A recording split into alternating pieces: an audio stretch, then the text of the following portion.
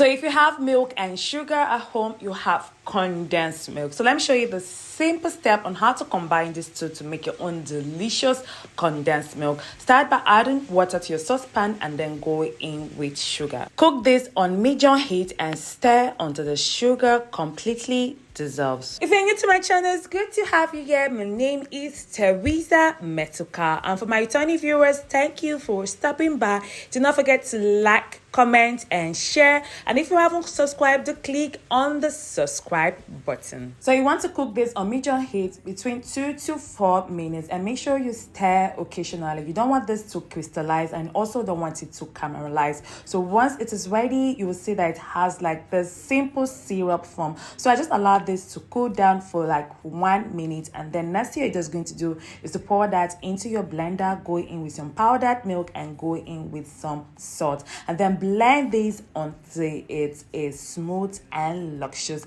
And what you have is this beautiful condensed milk. If you see here, you can see that the condensed milk is a bit runny, but just hold on, you're going to see it. So just allow it to cool down a bit and you'll see that it has thickened up. So just pour that into your prepared jar and then store it in your refrigerator. So I have another recipe on how to make your own delicious condensed milk. It's quite different from this, but they'll have like similar results. So I'm dropping the link to that particular video in the description box below, so do well to check on that link. And I have different recipes on what to do with your condensed milk and more to come. So do turn on your post notification to get notified when I drop new video.